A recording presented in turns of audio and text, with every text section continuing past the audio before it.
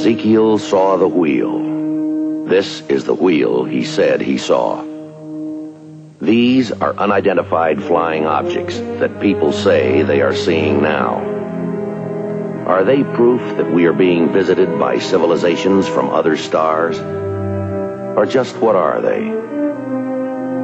The United States Air Force began an investigation of this high strangeness in a search for the truth. What you are about to see is part of that 20-year search.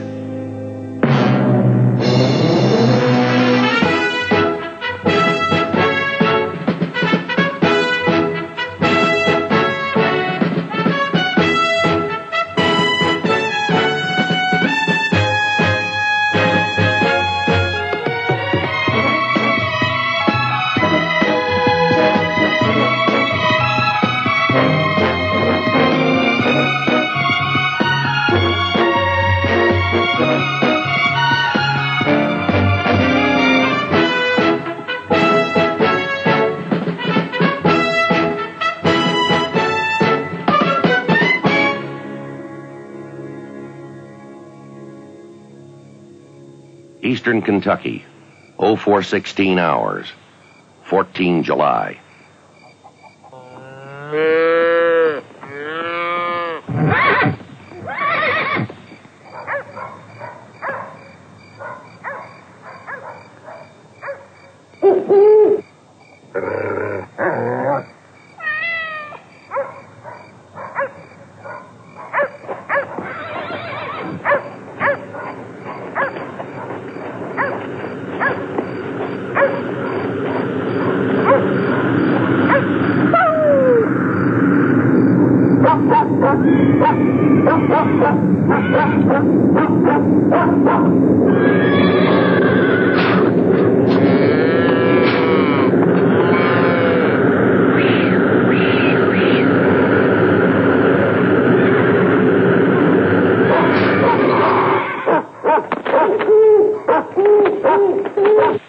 Charleston, West Virginia, 0437 hours, 14 July.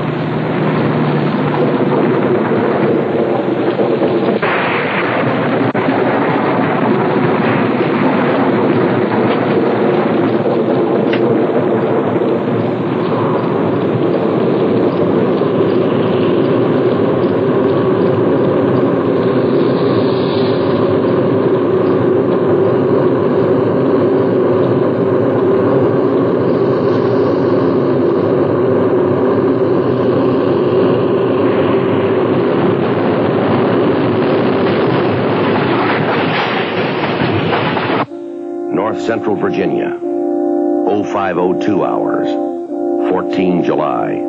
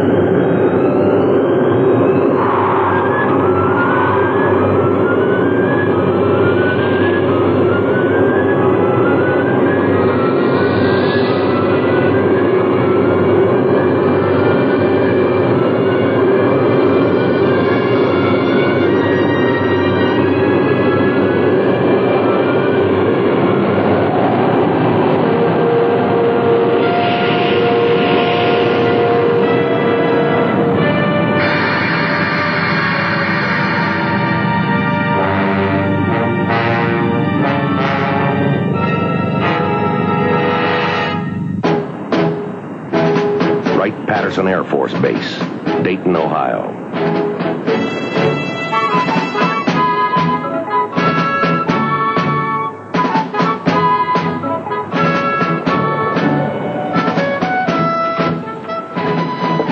Good morning, Sergeant. Major?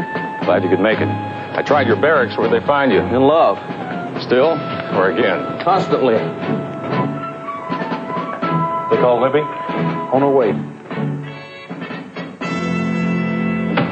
You know, Major, I knew it. told you last night Venus was going to be in full bloom. Yeah, I didn't know you were talking about the sky. Very good, sir. I like that. What we got? A farmer named Anderson and his wife saw a light dancing in the sky at about 04:15. Eastern Kentucky, 10 miles south of Flatbridge. Any confirms? Not yet. I called Fort Campbell. They dispatched an intelligence team to interview. They'll teletype us. Next, about 04:40, truck driver on Route 119 just south of Charleston, West Virginia, says something came out of the sky, grabbed his truck, and shook it like a baby's rattle. Something shook his truck? Call came from Charleston General Hospital. They had to put him under sedation. Good morning. Hi, Libby. Good morning. Or is it? Talk about timing. Blue Book. Check out those two sightings and see if we've got anything in between. Yes, sir. Go ahead. See if we got ourselves any nice, shy folks who saw something and didn't think it was worth reporting. Let's just hope there's none of those folks from the Laughing Academy. Thank you, sir. A police captain in Esterbrook, Virginia. A lady called in, said a flying saucer landed in her front yard about 5 o'clock this morning. Kentucky, West Virginia, Virginia. They've had a busy morning. Silver Hill radar site, Washington, D.C., 0602 hours, 14 July. Hey, Gus, a Caribbean island, 10 letters. Hey, You got something? thought you said we'd have no traffic for another 20 minutes. I did. I'll say it again. Air Atlantic 52 from Kansas City, ETAR control zone 0622. ETA's now 18 minutes. Must have caught a monster of a tailwind. If he did, he lost it somewhere. Moving slower now. I make him just under 200 miles an hour. It's too slow for a 727. That can't be our commercial. Probably some cowboy coming back from a party. Didn't file a flight plan. That's no weekend flyer. I painted big and solid, Jerry. Air boss, I'm painting a target bearing 275 degrees. No reported traffic in that area. Roger. Give me distance and course. I'm on a 100-mile scale. I read 90 miles. Steering 089 degrees. Right, work up his ground speed. Radar. Need altitude on the bogey at 90 miles. Coming in on a 278-degree radial. Gus, you sure your bogey's not Atlantic 5-2? We'll make sure. Washington Center to Atlantic 52. You read me 52. This is Washington Center. Over. Roger, Washington. This is Air Atlantic 52. Go. We're painting a target approximately 80 miles from us, closing slowly. Do you see anything up there? Over.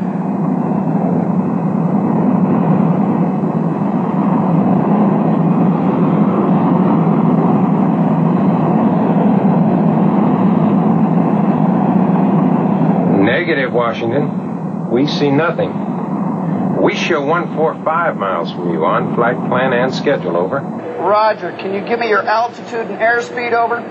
52 here, flight level 330, speed 295 knots. Inbound, Nottingham fixed, 278 radio. Atlantic 5-2. Squawk 2438, over. Roger. Squawking 2438. Atlantic 5-2 is still way out of range. We still got our unknown. Radar, still waiting for a readout on our bogey. Roger, thanks. Our unknown is at 6,000 feet. Just ask Atlantic 52 to take another look-see. A real careful look. This is Washington Center to Atlantic 52. We confirm your flight level 330. Start your descent to flight level 200. Report out of 330. Over. Roger, Washington. Atlantic 52. Coming out of flight level 330 right now. Kind of early, aren't we, good buddy? Over. Fly now 270, radial Nottingham. We want you south of present course. We'll turn you shortly and have you over the Oxon fix when you approach the runway 36. When you level at 200, look for visual at 10 o'clock low. Over? Roger, Washington. What exactly are we looking for? You tell us. We still paint that same unknown at 6,000. Bearing 279 degrees. Eyeball carefully.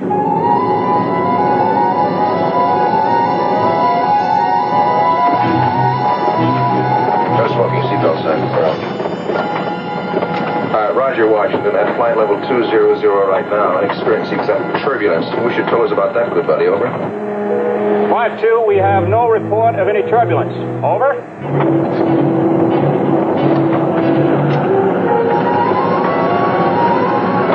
Roger, Washington. We believe we see, Say again? You see what, 5-2? I don't know.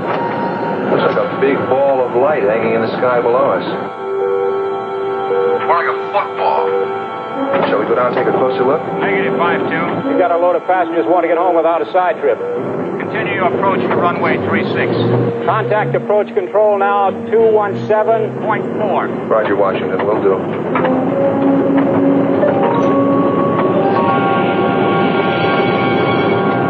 Morning, Charlie.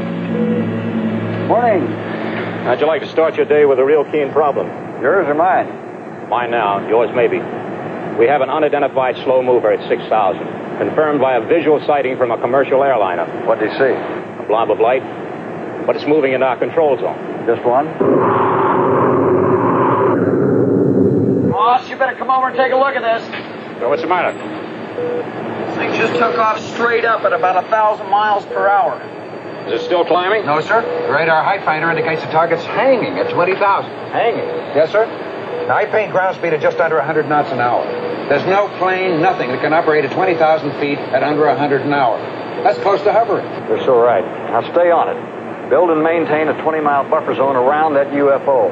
No more observations from commercial aircraft or anybody else except military interceptors. Defense Operations Center, Fort Lee. Go ahead, Washington. We paint a UFO entering our control region. No flight plan, no radio response. Roger. Course and altitude. The flight level 200-278 radio. Maneuvering erratically. Estimate it could be over any DC target in 20 seconds. Roger. Tell Andrews to intercept and identify.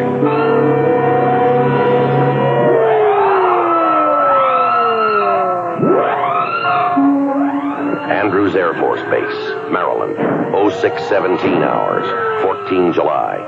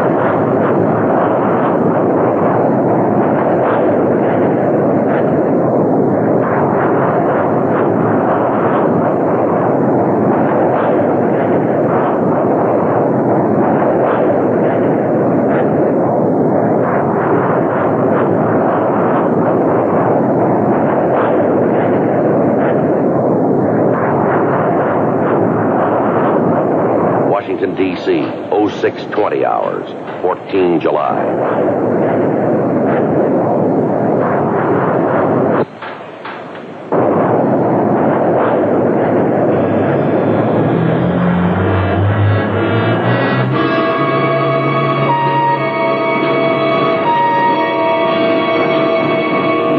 Silver Hill, Delta Red Leader. Hydraulic failure, aborting, returning to base. Roger, Red Leader. Delta Red 2, continue intercept. Delta Red 2, A firm.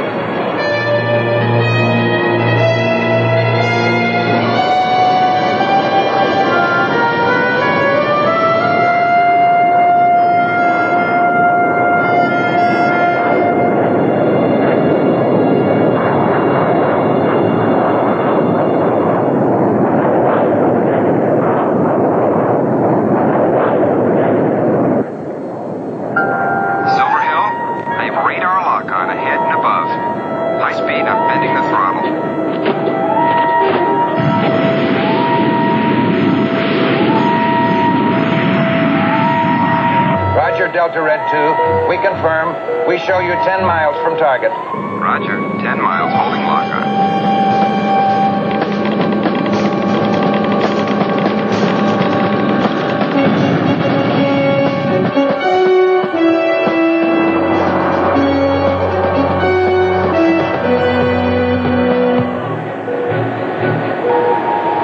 I've lost the bogey.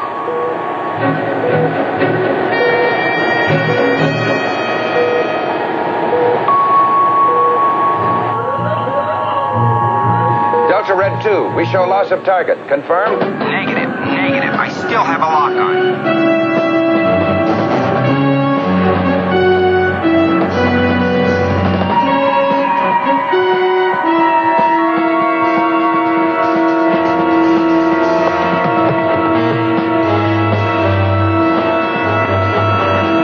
I'm at Mach 1.2 going through 20,000.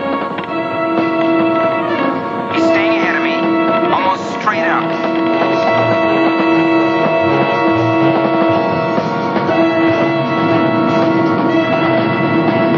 The hell's he flying?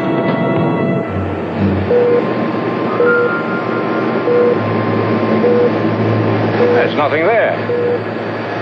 Delta Red 2, we do not copy your target. I say again, you have no target. I'm on him big and heavy, I tell you. I see him. Roger, Delta Red 2. What do you see? I see him. We repeat. Delta Red 2. What do you see? Over.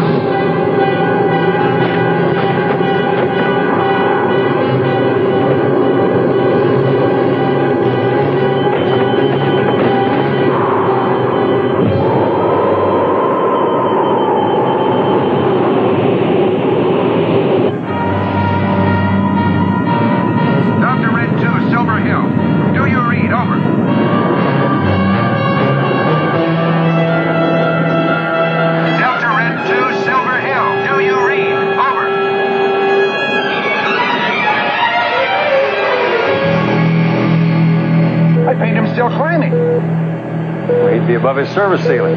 He can't be climbing straight up. No, Charlie. He's going straight down.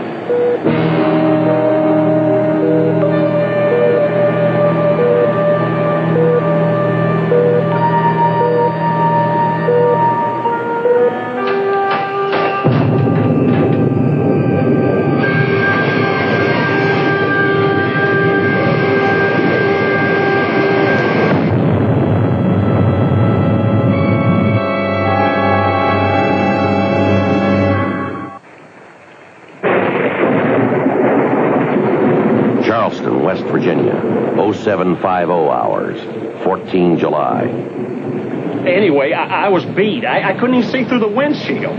So I pulled off onto the shoulder to take a break, you know. I'm just about to light up a smoke. When I see this light, you know, like a hunk of fire. And it was barreling right at me like a red-hot bowling ball.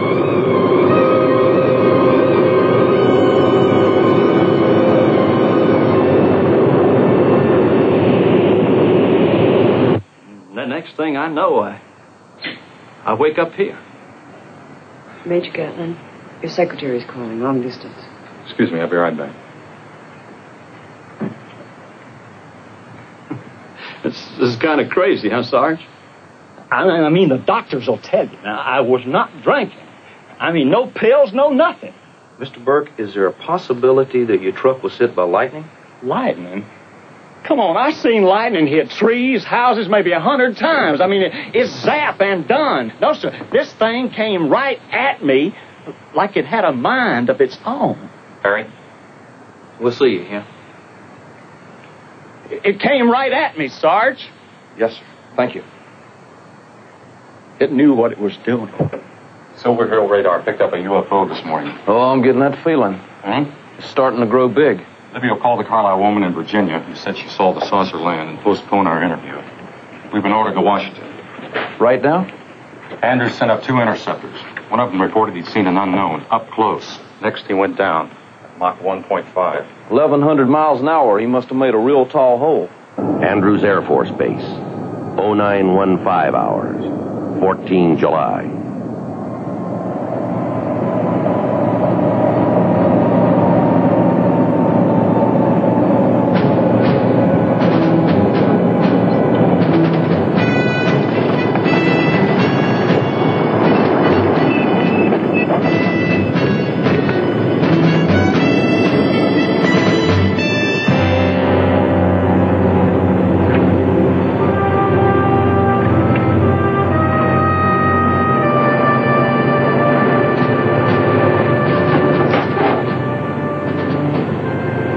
Fritz, I'm Gatlin, Project Blue Book. Coleman, Delta Red leader. I'm Graham, sir. Delta Red 2. Who was he?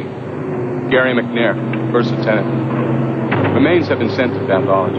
Where'd you find his body? Strapped in the cockpit. Got any early ideas on what happened to him, Captain? Not yet. They don't have very much to work with. If I could have stayed with him, maybe we'd know. Why did you abort? Well, I had to, sir. Hydraulic failure, lost pressure. McNair married? Yes, sir. No children. We haven't been able to find the plane's canopy. If it flew at that height, it could be anywhere. Why should it? He didn't eject. No. And that's a very large why not. His ejection mechanism was sound. No failure there. But if he lost his canopy at 60,000... That's right at the aircraft service ceiling. Is he some kind of hot dog? No, sir. I checked that. His rating was excellent. Then it's a good bet he must have been chasing something at that altitude. I understand that National Airport reported to Silver Hill radar that they had identical readings on that unknown. Is that confirmed? Confirmed, sir. There's no canopy, so we obviously lost it. The depressurization at 60,000 hits him like a blunt instrument, and it's all over. Yes, sir. Might have happened that way. Yeah, might have. I think we got to do better than that. Let's find that canopy. Washington, D.C., 12:19 hours, 14 July. Gary James McNair, 26 years old. Joined the Air Force after 4 years at Cal Berkeley. When was his last physical? 7 weeks ago. Including psychiatric? Routine. You beginning to think he might have blown it up there? I don't know. He reported chasing a target when ground radar showed nothing. You tell me, Harry. Air Force 19, this is Andrews, motor pool. 19, go ahead. We have a telephone patch for Major Gatlin from Captain Graham. Affirmative, go ahead. Gatlin here. Graham, sir. We found that F-106 canopy 4 miles from the crash site. It's in the lab now. Outstanding, Captain. How soon can you have it for us? We've got to make dye tests, Magnaflux. We need a day, sir. Can you make it any sooner? No, sir. Not if you want qualified answers. Sorry. All right, thanks, Captain. 10-4. Ever think of retiring, Major? We could open up a live bait store in Death Valley.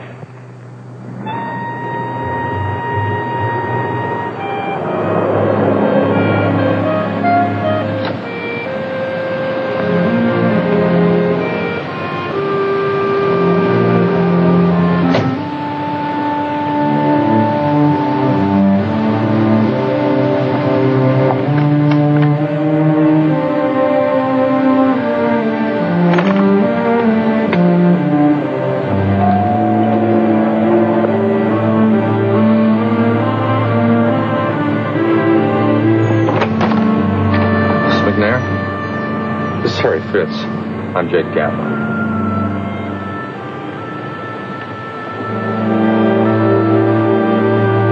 I'd like to extend your deepest sympathies. Yeah. The chaplain and the base commander were here this morning. I know it's very difficult for you, but we have to ask you some questions. If you could just tell us how your husband felt yesterday. We're just trying to reconstruct your husband's frame of mind when he got in that airplane this morning. My husband is dead. Now you leave me alone. Miss McNair, we're just trying to determine if... Something happened up there, didn't it? You're hiding something from me. You'd better tell me what you're hiding from me. You tell me. You tell me what killed my husband.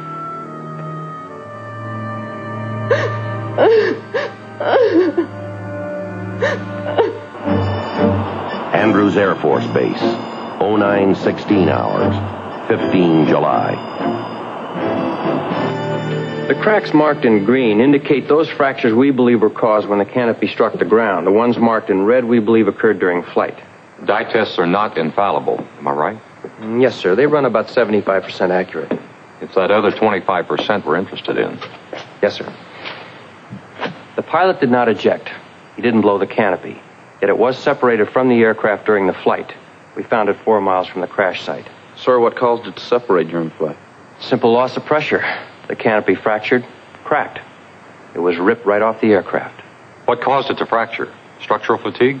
No, sir. Not according to our periodic maintenance check 2 weeks ago. The aircraft had 8 flights prior to the crash. No write-ups. Then, sir, what caused the canopy to crack during flight? This piece of hardware fell 60,000 feet to the ground. The Major said it. Dye tests are not infallible, but that's what happened. Has to be. Has to? What else could it be, Major?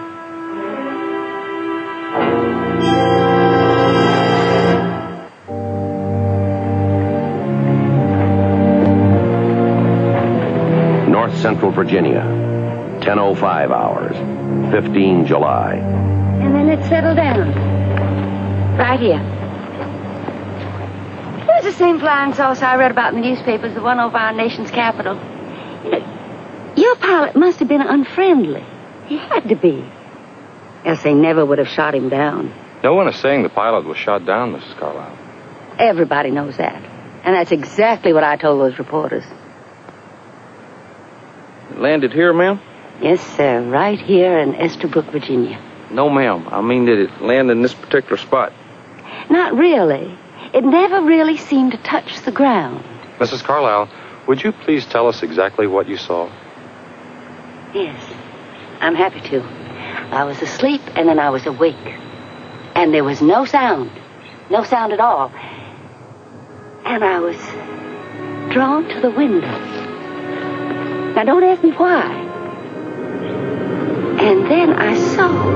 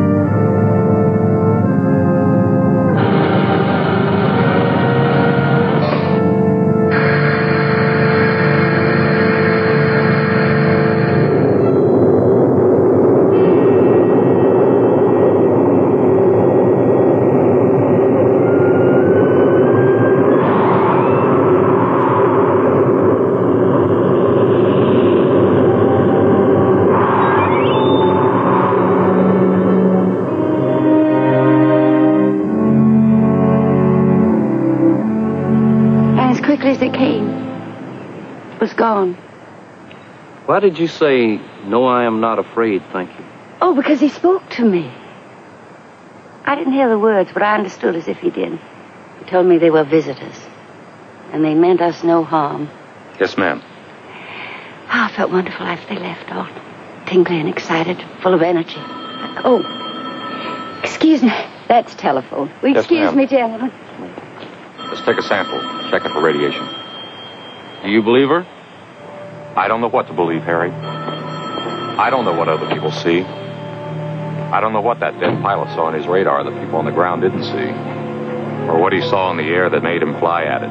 Or what happened to him because he saw it and the rest of us didn't. You know, I'm coming to one real conclusion about this job. What's that? We got more unanswered questions than a Senate subcommittee.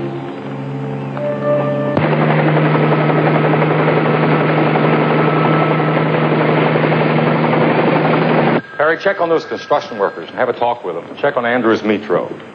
Pull together a weather profile from Kentucky through the crash site, including any activity over Charleston, West Virginia. You got it, but where's that going to take us? Maybe someplace we haven't been. Oh, Major, Mrs. McNair. Please come in.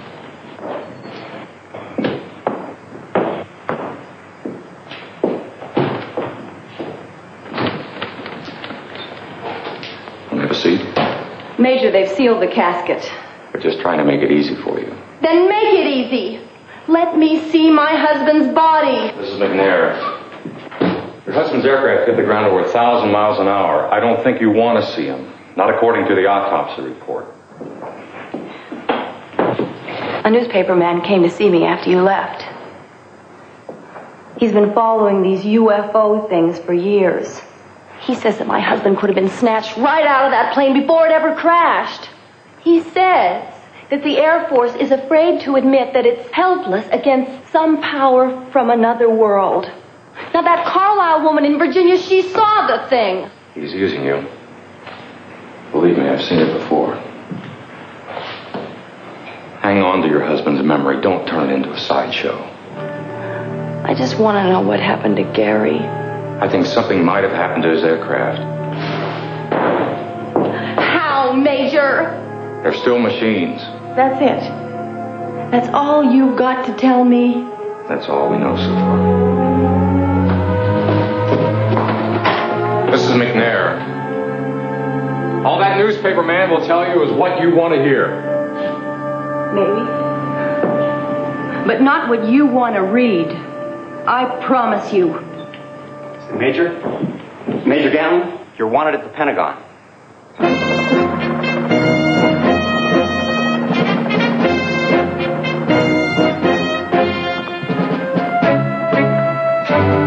One moment, Major Gatlin.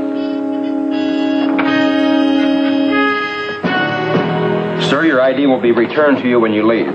Your badge, Major? Brigadier General Colburn will escort you from here, sir. Good day, sir. Follow me, Major.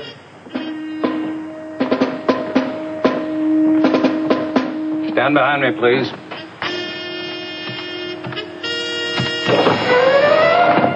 Sir, Major Gatlin, Project Blue Book. All right now, Major, please be good enough to tell us what in hell is going on. No definite explanation, sir. Not yet. Your opinion, Major. Was there something up there? I don't know, sir. I know there was one object sighted. There were no prior sightings here in the Washington area. One UFO could mean a reconnaissance mission. The next question would be, reconnaissance of what? When this was first reported, we upgraded some of our air defense units to a high state of readiness. I ask you now, Major Gatlin, in your view, does this UFO sighting pose a threat to our national security? Until we investigate further, I cannot say that it does not. Are there any other opinions before I advise? Gentlemen, when we first initiated this Blue Book program, we did so to avoid technological surprise and to properly evaluate our threat analysis. Major? Yes, sir. Until you and your people have had further opportunity to investigate these UFO sightings here over Washington, I'm going to put us on a standby to upgrade our defense posture. Agreed? Yes, sir. This is John W. In view of the current unknown sightings, and in the event that they persist, I would like to advise that effective now, we will remain on standby condition to bring all air defense interceptor units east of the Mississippi to a higher state of readiness. We will stand ready to upgrade to DEFCON 3. That is correct. Gentlemen, stand by to move to a 15-minute alert.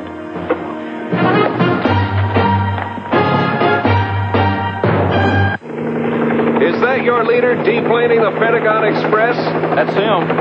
Been down to operations, right? About that Washington jazz, them UFOs. That's what he's been talking about, right? Wrong. He was down there getting you the Good Conduct Medal for tending to your own business.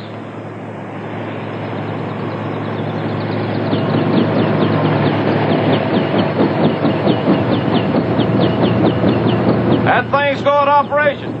Got everything east of the Mississippi on the verge of a 15-minute alert. Tell me about those construction workers. Well, the first thing they saw were the two F-106s, Delta Red Leader and McNair flying formation. One aircraft, Delta Red Leader, peeled off, leaving McNair. He began a series of acrobatics.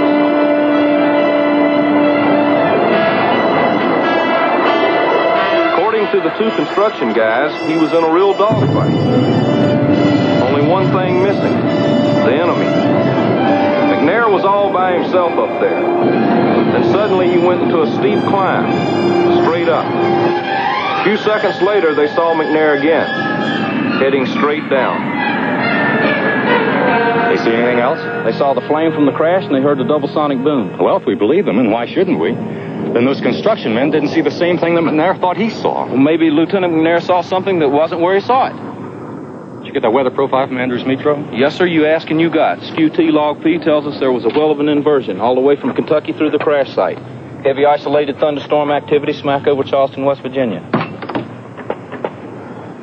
You have a rush? What's a rush? Gamblers talk when you feel you're getting lucky. I'd call it a notion. Well, where's your notion taking us? Silver Hill Radar. I'll brief you on the way.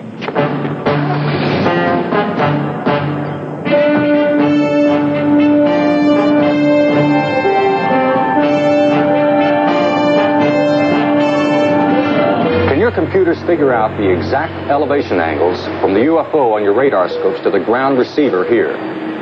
Why? Because maybe the signal bounced. Say again? Bounced or reflected.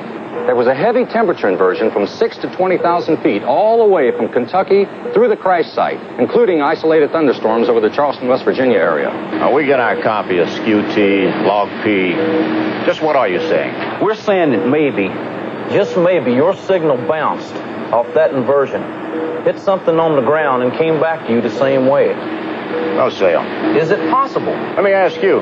That pilot locked onto something up there, and he died trying to prove it. We had a visual sighting from a commercial aircraft. Andrews radar, national airports, and ours. We all painted the same bogey. Are you saying we're all wrong? We're asking you to tell us. Well, it'll take time to work out those elevations. If it's even possible. Look, sir, the Air Force is sitting on the edge of a third stage alert. Now, if there was or is anything up there, we damn well have to know, and now. We'll go after it, Major. What is a 1 in a million shot? That's all we need, just that one.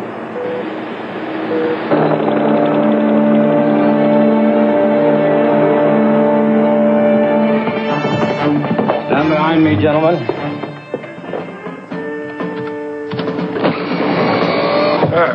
Major Gatlin, Sergeant Harry Fitz, Project Blue Book. Major, we've reviewed your findings concerning the various reported sightings and the McNair incident. Anything further to add? No, sir. All right.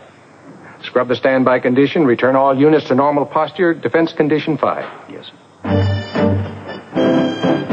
All right, gentlemen. Take it to the people.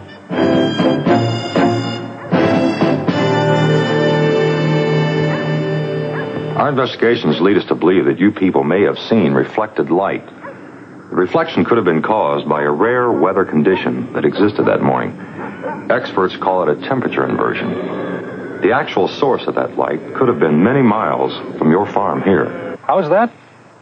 Have you ever shined your flashlight into a mirror and seen it reflect on an opposite wall?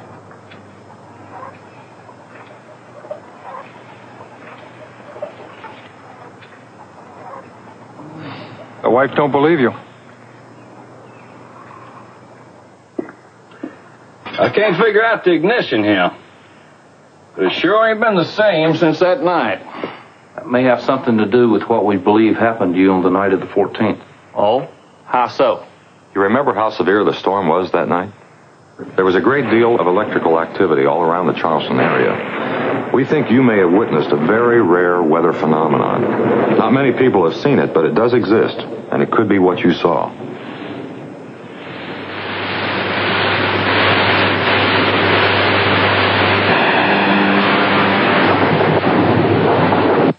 Whatever it was, it knew what it was up to. We examined your truck while you were in the hospital. We found burn marks on the hood. Yeah, I noticed them. You could have been struck by ball lightning. Never heard of it. It's extremely rare, but it's been known to occur in heavy electrical storms. Scientists tell us that ball lightning has been known to cut wire fences, explode in chimneys, chase people, even find its way into houses through keyholes and cracks in the floor. My goodness. Tell me, either one of you ever seen it? No, sir. Never have. Don't.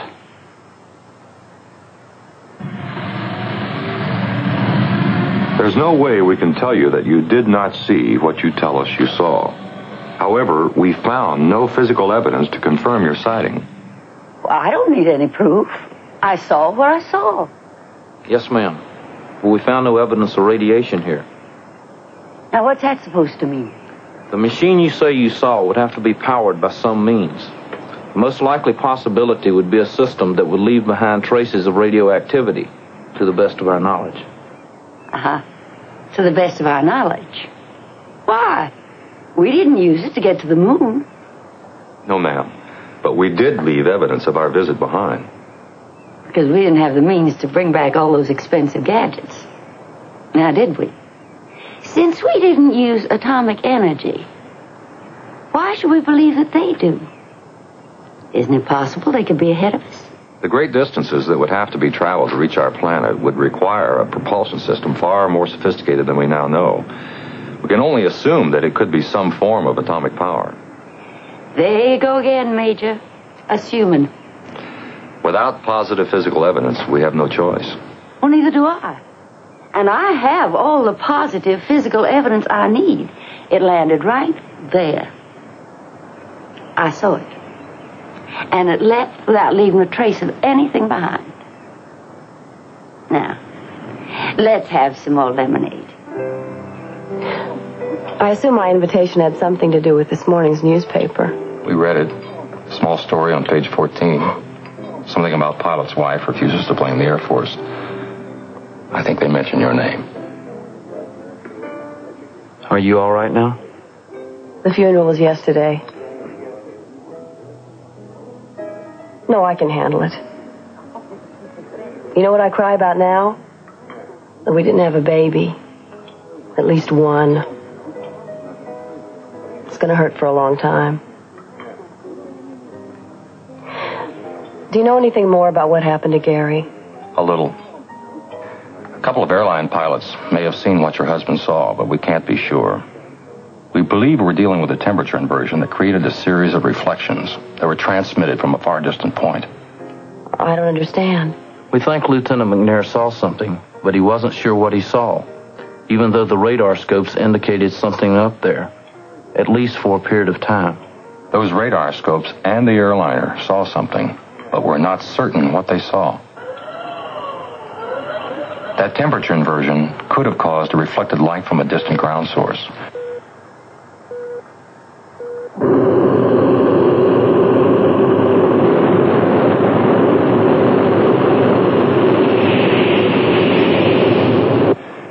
Your husband and a flight leader were scrambled from Andrews Air Force Base in an effort to confirm what the radar saw and what the airliner saw.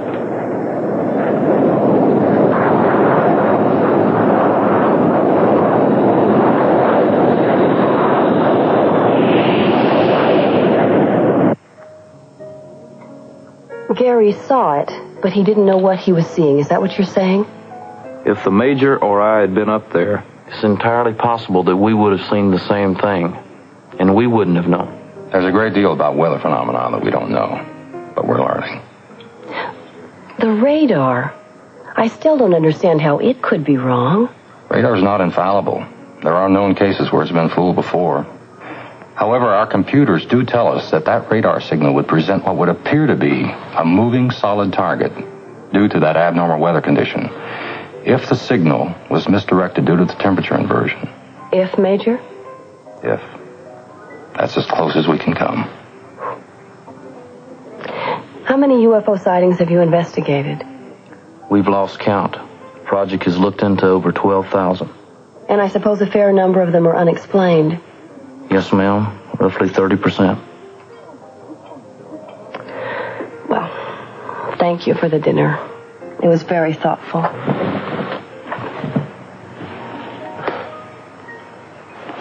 My husband, Major. Are you satisfied? No, I'm not. Thank you.